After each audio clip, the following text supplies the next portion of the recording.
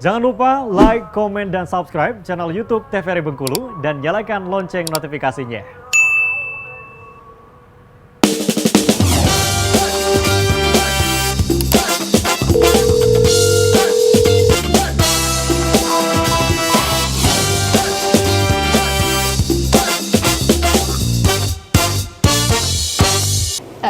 Kita bahas hari ini tentang polycystic ovarian syndrome. Mungkin secara bahasa agak awam ya, atau jarang didengar. Tapi ini memang penyakit yang lumayan sering terjadi pada wanita ya, karena yang punya ovarium itu kan wanita ya.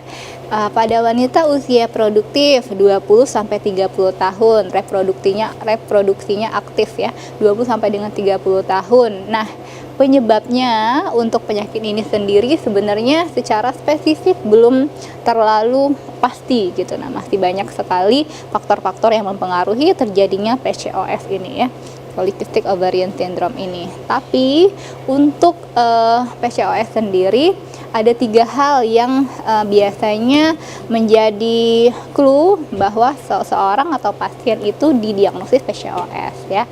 Yang pertama, anovulasi namanya. Anovulasi ini artinya tidak terjadi ovulasi ya. Secara normal kan perempuan itu, apalagi yang sudah menstruasi pertama ya, jadi nanti setiap bulan ada masa ovulasi dan kemudian mengeluarkan darah atau menstruasi setiap bulan kalau misalnya normal ya. Nah, kalau pada PCOS ini salah satu tandanya adalah menstruasi yang tidak teratur atau tidak terjadi ovulasi di sana. Yang kedua, tadi sudah disebutkan sama Dokter Bella, sedikit disinggung, yaitu ada hormon yang harusnya pada perempuan itu tidak banyak. Dia ada hormon namanya hormon androgen.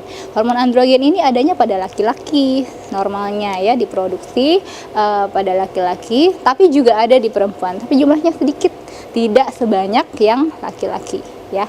Nanti saya jelaskan di belakang ya. Nah, hormon androgen ini fungsinya apa? Gunanya apa?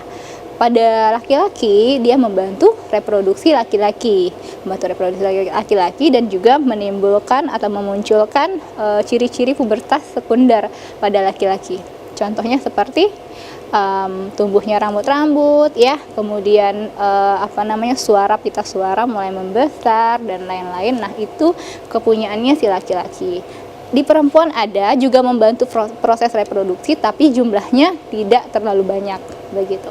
Nah, yang ketiga ini menjadi clue yang juga sangat spesifik untuk PCOS, yaitu adalah adanya polycystic ovarian. Ini ada kista, beberapa kista ya.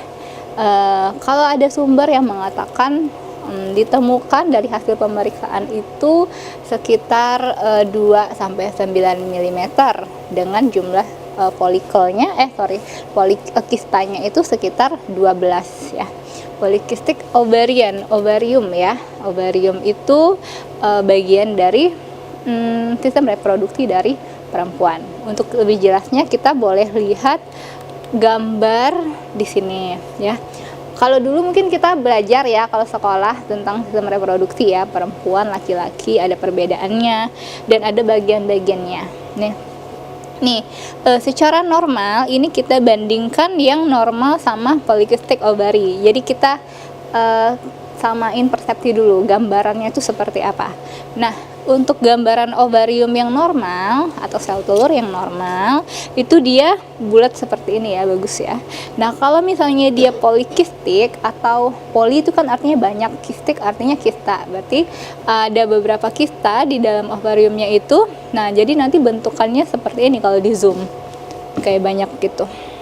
Nih, nanti muncul kelihatannya, apakah kelihatan dari luar? Enggak ya, ini kelihatannya dari pemeriksaan yang lebih canggih, pemeriksaan yang lebih dalam lagi. Cuma nanti kita akan bahas tanda dan gejala dari PCOS ini yang bisa kita lihat dari luar gitu.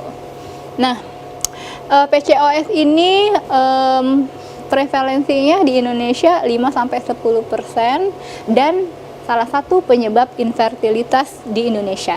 Infertilitas ya, atau kesulitan seseorang untuk hamil ya, atau tidak subur mungkin kalau kita bahasa awamnya ya. Terus ditandai dengan gangguan menstruasi dan kadar hormon maskulin atau androgen yang berlebihan. Nah, ini tadi yang kita bahas di awal ya. Ada gangguan menstruasi ini.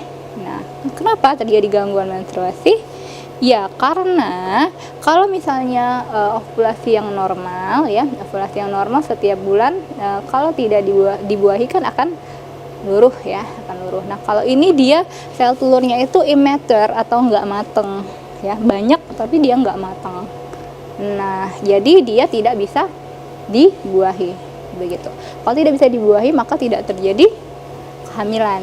Nah, jadi nanti akan ada gejala-gejala lain seperti mungkin muncul rambut-rambut yang berlebihan, contohnya di wajah ya, di tangan, di kaki. Itu beberapa tanda, salah satu tanda dari PCOS ini yang bisa kita lihat di seorang perempuan ya.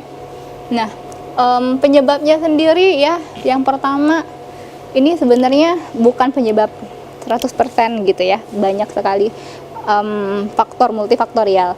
Yang pertama kelebihan hormon insulin.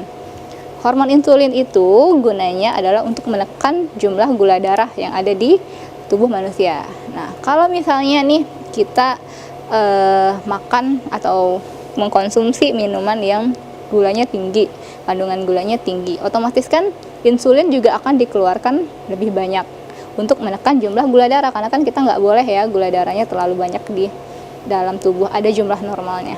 Nah, nanti kalau misalnya sudah kelebihan hormon insulin, dia juga bisa memicu PCOS. Yang kedua ada faktor genetik. Faktor genetik ini artinya faktor keturunan. Mungkin ada ibunya atau neneknya, saudaranya ya. Faktor genetik ini tidak 100% pasti diturunkan. Maksudnya apakah kalau ibu kena PCOS, anaknya pasti PCOS juga? Enggak ya, itu cuma faktor risiko. Dia memiliki faktor risiko lebih tinggi untuk terkena PCOS kalau dia punya keturunan atau ibunya, saudaranya punya PCOS begitu. Tapi tidak pasti, nanti balik lagi ke gaya hidup dan lain-lain ya. Terus ada ya gangguan keseimbangan hormon yang tadi dibilang sebelumnya. Hormon androgen atau hormon yang dimiliki oleh laki-laki tetapi di perempuannya malah punya, dan itu jumlahnya banyak. Harusnya jumlahnya sedikit, punya banyak di seorang wanita ya. Itu kalau untuk penyakit PCOS Dok ya, apakah bisa terjadi secara tiba-tiba kah atau memang sebelum masa reproduksi itu sudah terjadi Dok untuk awal mula berkembangnya penyakit ini? Oh enggak ya, dia tuh biasanya di usia 20 sampai dengan 30 tahun, masa reproduksi aktif ya sesudah menstruasi.